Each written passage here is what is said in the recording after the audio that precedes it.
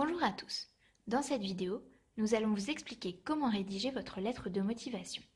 Nous vous conseillons également de regarder notre vidéo sur le CV, car ces deux éléments sont liés. Nous allons maintenant voir la lettre de motivation. Nous allons voir ce qu'il faut écrire et ce qu'il ne faut pas écrire sur la lettre de motivation. Tout d'abord, ce qu'il faut écrire. Vos coordonnées en haut à gauche doivent être les mêmes que sur votre CV, c'est-à-dire votre nom, votre prénom, votre adresse, votre numéro de téléphone et votre adresse mail. Ensuite, vous devez écrire les coordonnées du recruteur en haut à droite.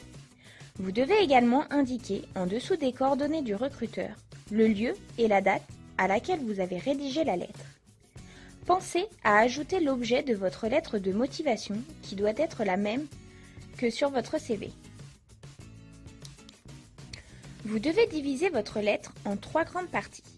La première concerne l'entreprise. C'est ce que l'on appelle le « vous ». En effet, dans cette partie, vous devez indiquer ce que vous connaissez de l'entreprise, comme sa taille, son activité ou encore les objectifs de l'entreprise. La deuxième partie concerne le « je », c'est-à-dire ce qui vous concerne. Dans celle-ci, vous devez indiquer brièvement votre parcours professionnel et surtout vos motivations pour l'emploi auquel vous postulez. La troisième partie, nommée « nous », désigne ce que vous pouvez apporter à l'entreprise, c'est-à-dire les compétences que vous seriez amené à mettre à leur disposition. Cette partie doit montrer à l'entreprise qu'un investissement des deux parties sera bénéfique pour le développement de tous. N'oubliez pas la phrase de politesse, ainsi que votre signature à la fin de la lettre. Nous allons maintenant voir ce qu'il ne faut pas écrire sur la lettre de motivation. Il ne faut pas écrire trop de détails. Une lettre de motivation doit aller à l'essentiel. Évitez donc les phrases trop longues qui feront perdre le fil au recruteur.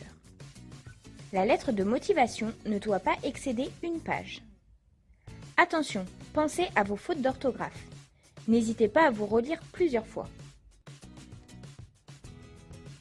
Merci à tous d'avoir regardé notre vidéo. Et n'oubliez pas, comme l'a dit Sacha Guitry, la première impression est toujours la bonne, surtout quand elle est mauvaise. Created using Powtoon.